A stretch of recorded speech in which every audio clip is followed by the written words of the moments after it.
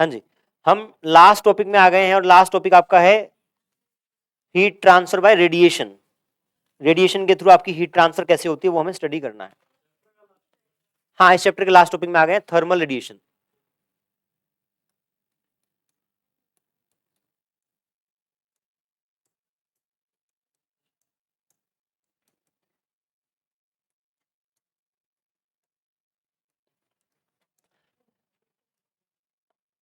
Thermal radiation की सबसे basic point क्या आपका? Heat transfer takes place through waves. Waves के फॉर्म में आपकी हीट ट्रांसफर होगी। आप ये पॉइंट बुलेट पॉइंट बना के लिखें, क्या? Heat transfer takes place through waves. Heat transfer takes place through waves. Heat transfer करेगा कौन? कोई भी hotter body, for example sun है, उसके पास कुछ हीट अवेलेबल है तो वो ट्रांसफर करेगा थ्रू वेव्स। ठीक है, अब यहां पे सिर्फ सन ही नहीं, आपकी हर बॉडी अपने टेम्परेचर के कोरस्पॉन्डिंग हीट रेडिएट करती है। फॉर एग्जांपल अगर मैं इस मार्कर की बात करूं तो क्या ये मार्कर इस मोमेंट पे कुछ हीट रेडिएट कर रहा होगा? क्या कर रहा होता है ना? ये पॉइंट आप, इसको मैं एक्सप्लेन भी करूंगा आगे। हर बॉडी अपने टेम्परेचर के कोरस्पॉन्डिंग हीट रेडिएट करती है इन फॉर्म ऑफ वेव्स। आप ये पॉइंट लिख लें पहले, क्या? एवरी बॉडी, अलग बुलेट पॉइंट बना लें वैसे, सेकंड वाला, every body radiates heat, every body radiates heat in form of waves corresponding to its temperature। अपने टेम्परेचर के corresponding वो हीट हमेशा रेडिएट करेगी। अगर टेम्परेचर ज्यादा होगा तो ज्यादा हीट रेडिएट करेगी, कम होगा तो कम करेगी। ठीक है, इसके बाद एक कॉन्सेप्ट पढ़ेंगे जिसका नाम है black body.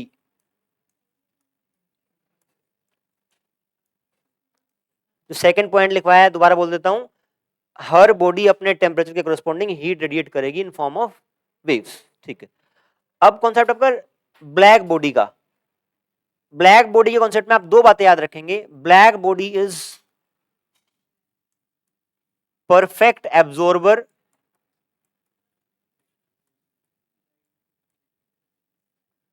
And ideal emitter.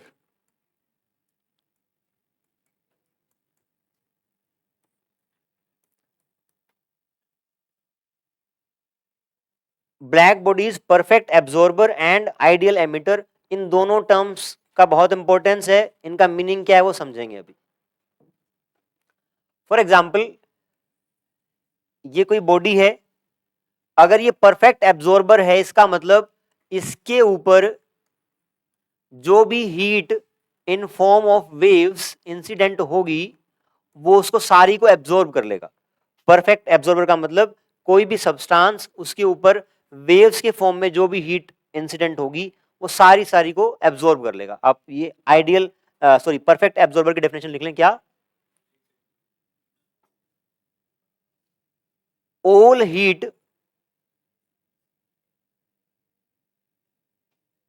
heat is absorbed by the body। all incident heat बोलते हैं बेशक, all या whole incident heat is absorbed by the body।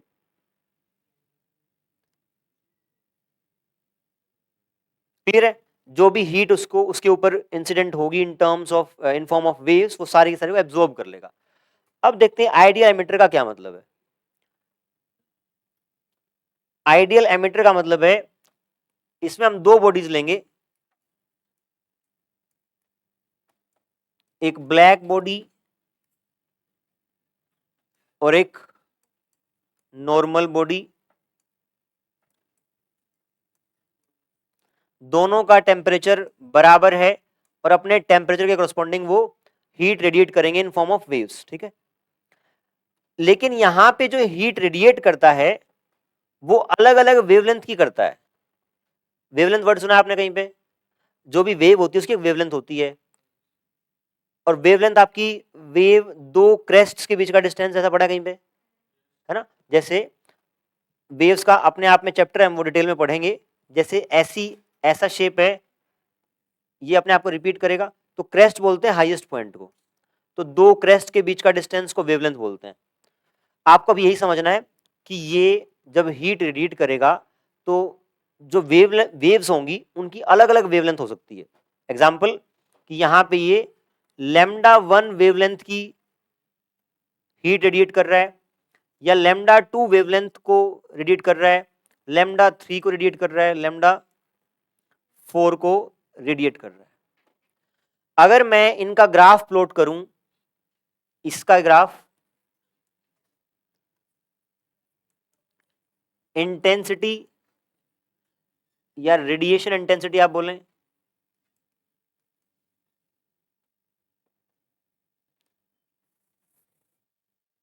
यहां ड्रॉ कर लेते हैं। यहां पे आपका है रेडिएशन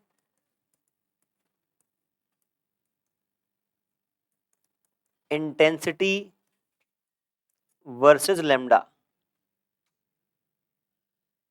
कहने का मतलब है, रेडिएशन इंटेंसिटी का मतलब है कि इस वेवलेंथ के करस्पॉन्डिंग कितनी एनर्जी एमिट करेगा या कितनी हीट एमिट करेगा, वो λ2 के करस्पॉन्डिंग कितनी एमिट करेगा। इस तरीके से हम इसको अलग अलग लैम्डा के लिए वो अलग अलग इंटेंसिटी को रेडिएट करेगा, एमिट करेगा। ठीक है, इसका ग्राफ बनता है कुछ ऐसा। इस बात का मतलब क्या है, जो कम वेवलेंथ जैसे यहां पे बात करें, कम वेवलेंथ के लिए कम रेडिएशन एमिट होंगी। आप वेवलेंथ बढ़ाएंगे तो आपकी रेडिएशंस ज्यादा एमिट होंगी। एक पर्टिकुलर वेवलेंथ पर आपकी रेडिएशंस मैक्सिमम होंगी और उसके बाद आपकी घटती चली जाएंगी। ये जो ग्राफ है ये बहुत जगह काम आता है, ऐसा ग्राफ। फॉर एग्जांपल मैं आपसे एक जनरल क्वेश्चन करूं, अगर कोई एग्जाम नीट का, आईआईटी का 20 लाख लोगों ने दिया, तो आप ये बताएं जो 0 नंबर लेने वाले बच्चे होंगे वो, या फिर जो मीडियोकर मतलब 50-60 नंबर वाले होंगे वो ज्यादा होंगे, या 0 वाले ज्यादा होंगे? So confident about yourself. देखो आपकी क्लास में बात करें, अगर अगर सैंपल छोटा कर लें, अगर मैं कोई नॉर्मल सा टेस्ट लूं तो 0 नंबर वाला इक्का दुक्का बच्चा होगा, है ना, और 30 आउट ऑफ 30 आर्यन जैसे भी कम होंगे।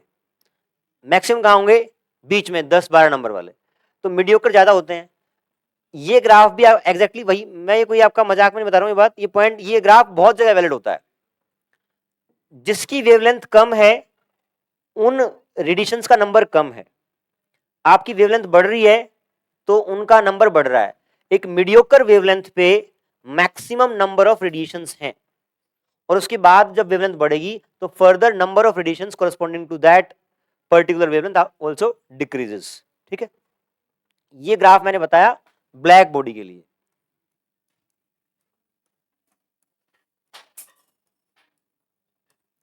सीक्वेंस दोबारा समझ लें, कोई भी बॉडी अपने टेम्परेचर के कॉरेस्पॉन्डिंग, सुनेंगे ध्यान से, कोई भी बॉडी अपने टेम्परेचर के कॉरेस्पॉन्डिंग हीट रेडिएट करती है, वो अलग अलग वेवलेंथ के फॉर्म में करती है। उसका मैंने ग्राफ बनाया है यहाँ पे। बहुत कम वेवलेंथ की रेडिएशंस कम होती हैं, बहुत ज्यादा की भी कम होती हैं, बीच वाली वेवलेंथ की रेडिएशन ज्यादा होती है। ठीक है, अब बात करते हैं, इसी टेम्परेचर पर एक नॉर्मल बॉडी हो तो वो भी रेडिएशन एमिट करेगी अपने टेम्परेचर के कॉरेस्पॉन्डिंग, λ1, λ2, λ3, λ4 एंड सो ऑन। ठीक है, बट इसकी वेवलेंथ और इसकी वेवलेंथ में अंतर होगा। देखते हैं कैसे। अगर मैं λ1 की बात करूं, यहां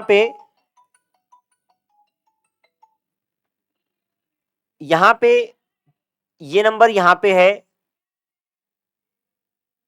यहां मैंने ये पॉइंट यहां बनाया है। गेट बंद है क्या? इतना जोर से बोलने की क्या जरूरत है? देखो भाई, सुने ध्यान से,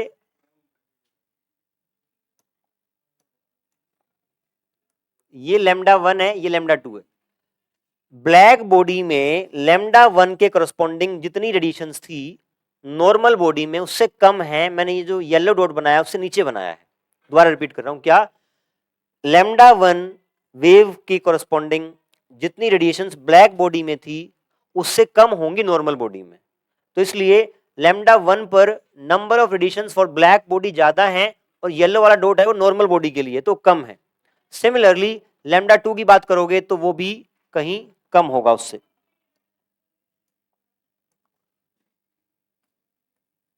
ठीक है, और आगे आप देखेंगे तो वो भी कम होगा। इस तरीके से ये डॉट्स इस तरीके से रहेंगी। अगर आप इनको सबको मिलाओगे तो ये ग्राफ हमेशा ब्लैक बॉडी के नीचे रहेगा। नॉर्मल बॉडी का जो ग्राफ है वो ब्लैक बॉडी से नीचे रहेगा। इस बात का मतलब ये है कि टेम्परेचर सेम होने पर भी जो रेडिएशंस हैं वो हमेशा ब्लैक बॉडी की ज्यादा रहेंगी as compare to normal body, चाहे आप किसी भी लैम्डा को कंपेयर कर लें। इसलिए इसको बोलते हैं आइडियल एमिटर, मतलब ब्लैक बॉडी जितना एमिट कर सकता है उतना और कोई एमिट नहीं कर सकता। ठीक है, नोट कर लें इसको फटाफट। लिखवाऊंगे पॉइंट, पक्की बात? फिर पूछूंगा तो ऐसा मिलोगे ब्लैंक, लिख लो फिर। नहीं इसका तो ये वो है ना, फोकस्ड चैप्टर है, टॉप करना है तेरे को इस बार। लिखेंगे आपने लिख लिया परफेक्ट एब्जॉर्बर, अब लिखें ideal emitter.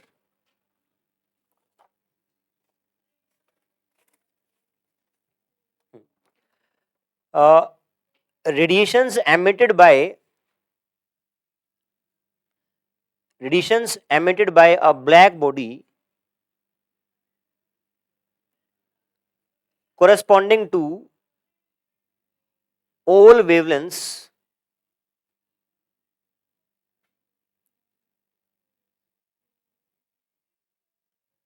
is always greater than corresponding to all wavelengths is always greater than radiations of a normal body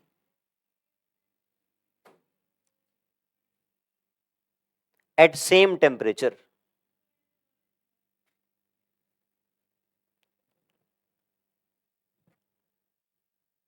दोनों पॉइंट्स को कौन अच्छे से एक्सप्लेन कर सकता है?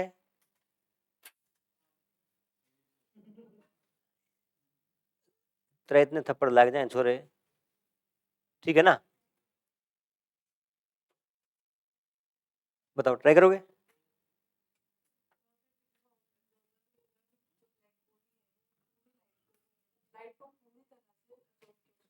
हीट को बोलो आप, हीट एप्रोप्रिएट वर्ड है क्योंकि हम हीट ट्रांसफर की बात कर रहे हैं।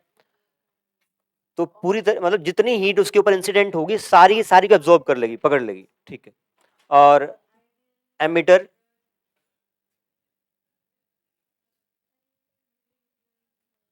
कौन बताएगा? आइडियल एमिटर बताएगा? बता शाबाश।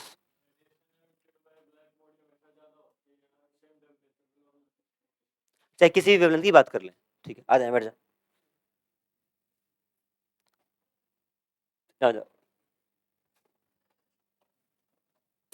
अब ये तो हमने समझ लिया कि आइडियल एमिटर क्या है, परफेक्ट एब्जॉर्बर क्या है, और टेम्परेचर के करस्पॉन्डिंग रेडिएशंस आपकी एमिट होती हैं।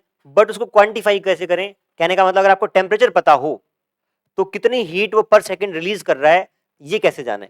इसके लिए आपका आता है स्टीफन्स लॉ।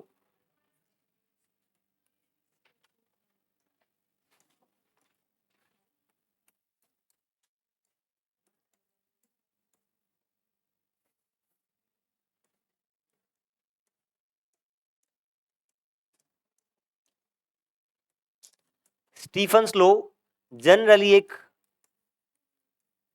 ब्लैक बॉडी के लिए डिफाइन किया गया है। अगर ब्लैक बॉडी का टेम्परेचर T है तो वो जितनी एनर्जी एमिट करता है वो होती है सिग्मा T की पावर 4। ये आपका स्टीफन्स लॉ है। और यहां पे E क्या है? E इज एनर्जी रेडिएटेड या एमिटेड, बोले इसको आप, एक ही बात है। एनर्जी एमिटेड या radiated by a black body per unit area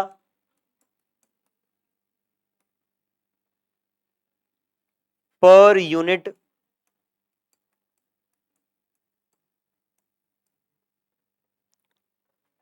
time, इसी को आप बोलते हैं intensity.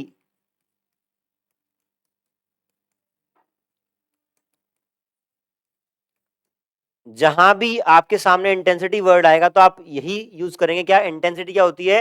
Energy per unit area per unit time is called intensity. ठीक है, यहां पे सिग्मा क्या है? Stefan's constant.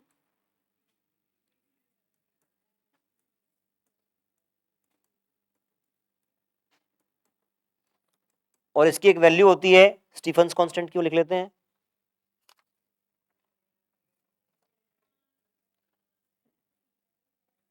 सिग्मा इज 5.67, ये वैल्यू आपको याद करनी है।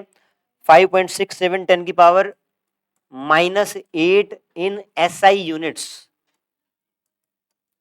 एसआई यूनिट्स में ये रहेगी। वैसे इसकी एसआई यूनिट क्या होगी, निकालेंगे एक बार। अगर आपको निकालनी हो एसआई यूनिट ऑफ दिस, एक बार ट्राई करें सब लोग। डायमेंशन भी निकालें और यूनिट भी निकालें। एसआई दो चीज निकालनी है, एसआई यूनिट। हाँ, टी टेम्परेचर आपका, T is absolute temperature, T, और ये आप लिखते हैं इन केल्विन।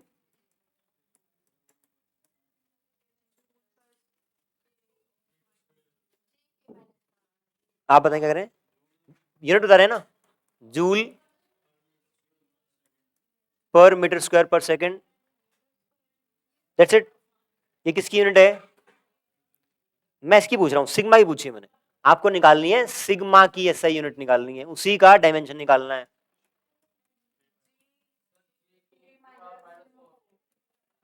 आप क्या यूनिट बता रहे हैं, क्या बता रहे हैं? क्या आएगा इसके अलावा? ये हटा दिया, जे के। एक जना बोलो बेटा, जे के -1।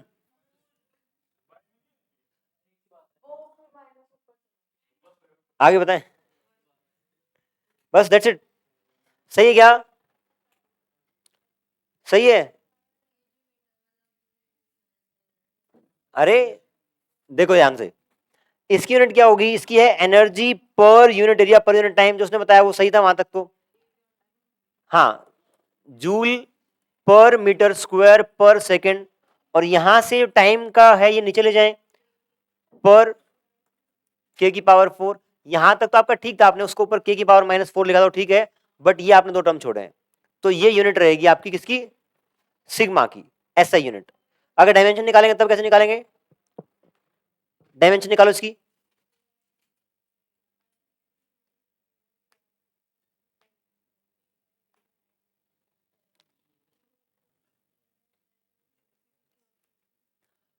जब भी डायमेंशन निकालनी हो आपको कुछ कोई फॉर्मूला पता होना चाहिए। एनर्जी का कोई फॉर्मूला पता हो तो वो यूज कर लें।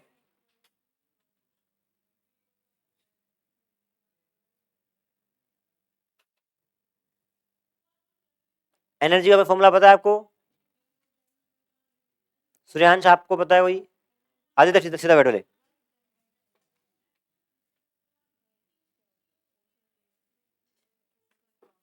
किसी को भी नहीं पता? आदित्य पूनिया, अब कल तू रिवीजन क्लास कर रहा है।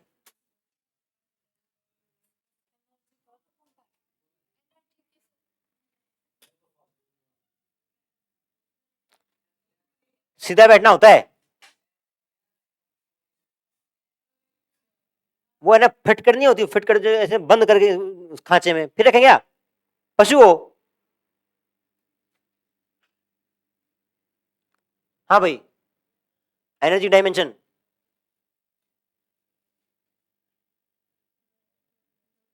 है जी, तू बता भाई। एनर्जी का कोई फॉर्मूला पता हो तो?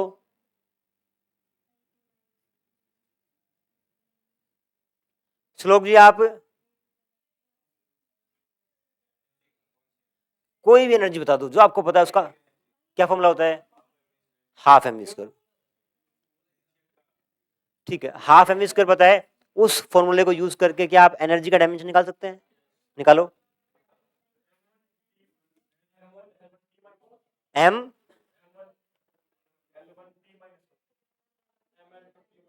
हाँ ml2t-2 एनर्जी का है ml2t-2, नीचे आपका एरिया का रहेगा L2, सेकंड का रहेगा T और केल्विन का सेम ही रहेगा। इसको सॉल्व कर लो, ml2 चला ही गया, m और ये T की पावर -3 और K की पावर -4, ये आपका डायमेंशन है और ये आपकी SI यूनिट है।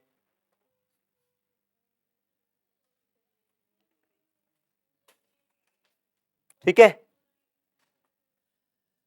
तो स्टीफन नोलन क्या बताया है, ये बताया है कि आपकी जो हीट रेडिएट करता है ऑब्जेक्ट, उसकी क्वांटिटी कितनी है पर unit area per unit time. का मतलब है अगर लेट्स से ये फोन आपका ब्लैक बॉडी है, इसका टेम्परेचर T है, तो इसमें कोई एक यूनिट एरिया लेंगे, उस यूनिट एरिया से पर सेकंड कितनी हीट निकल रही है, वो स्टीफन लो ने बताया है सिग्मा T की पावर 4।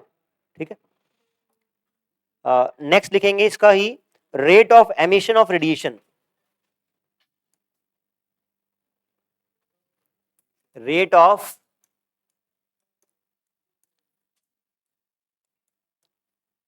एमिशन ऑफ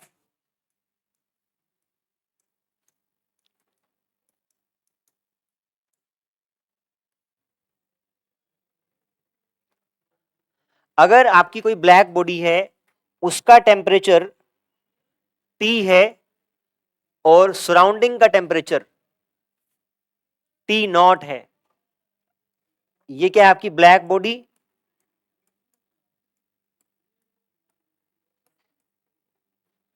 और सराउंडिंग का टेम्परेचर T है और T ग्रेटर देन T0 है। इस केस में ये तो हमें नॉर्मल कॉमन सेंस से पता है क्या, अगर इसका हायर टेम्परेचर है, सराउंडिंग का लेस है, तो ये नेट हीट रिलीज करेगा बाहर की तरफ। ठीक है, अब स्टीफन्स लॉ को यूज करके और इसको कैसे करेंगे, देखो इसका टेम्परेचर T है, तो इस टेम्परेचर के करस्पॉन्डिंग वो हीट रेडिएट करेगा। सराउंडिंग का टेम्परेचर है T0, तो सराउंडिंग भी एक बॉडी है ना, एक तरीके से आपके गैस पार्टिकल्स हैं, वो T0 के करस्पॉन्डिंग हीट रेडिएट करेगा। बंद कर ले,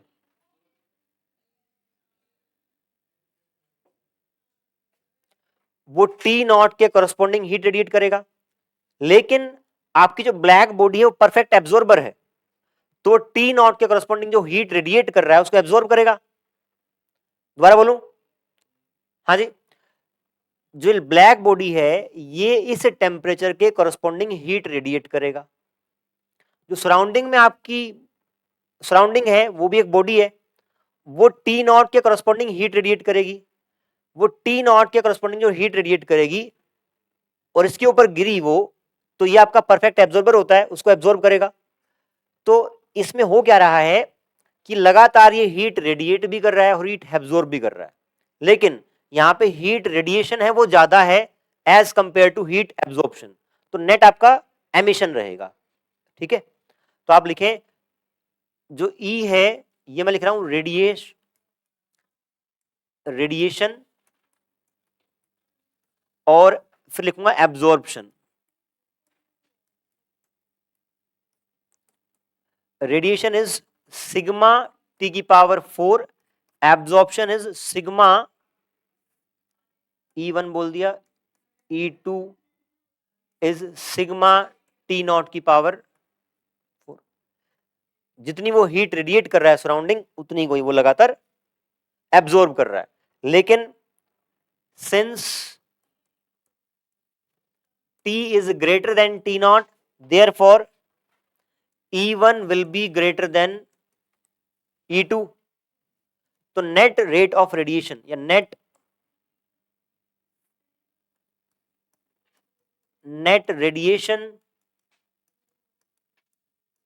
is equals to E1 minus E2। ये आपका हो जाएगा सिग्मा टी की पावर 4 माइनस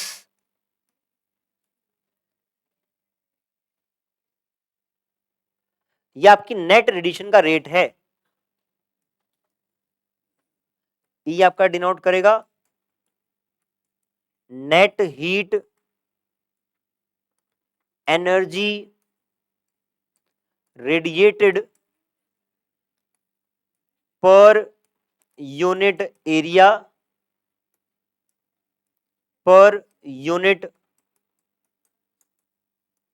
टाइम। बताएं क्या करें। अच्छा 4 आएगा, वो ये 4 आएगा आपका।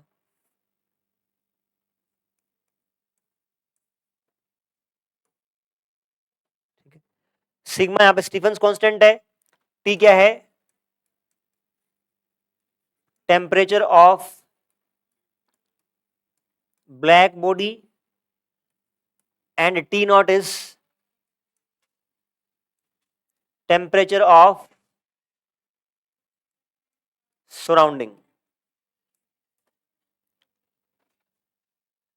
जब भी हम radiation heat transfer through radiation की बात करेंगे तो हम अपनी बॉडी को ब्लैक बॉडी ही मानेंगे, अपनी बॉडी को ब्लैक बॉडी ही मानेंगे। इस आगे हम वैसे कल करेंगे, लास्ट एप्लीकेशन सुन लें, बड़ा इंटरेस्टिंग है। जो आपकी हीट रेडिएशन का कॉन्सेप्ट है ये यूज होता है फॉर एग्जांपल बर्फ के अंदर कोई जवान अगर दब गया है, पहाड़ों में सियाचिन पे अगर पोस्टिंग है और बर्फ के नीचे दब गया है, वो एवलांचे आ गया था और दब गया उसके अंदर, आपको उसकी लोकेशन फाइंड आउट करनी है ना। तो होता क्या है, अगर वो जीवित है तो उसके बॉडी का टेम्परेचर बर्फ के टेम्परेचर से ज्यादा होगा 37 डिग्री सेल्सियस, ठीक है, और सराउंडिंग जो है आइस उसका 0 रहेगा, स्नो का 0 रहेगा। अब होगा क्या, उसकी बॉडी कुछ हीट रेडिएट कर रही होगी करस्पॉन्डिंग टू इट्स टेम्परेचर, और सराउंडिंग की जो वो आइस है वो भी रेडिएट कर रही होगी, बट उनके रेडिएशंस में डिफरेंस रहेगा। तो आपके पास थर्मल स्कैनर्स होते हैं, उससे आप स्कैन करके पता कर सकते हैं कि ये हीट वहां से आ रही है, इसमें इतना अंतर है, तो स्पॉट करने के काम आता है। Thank you.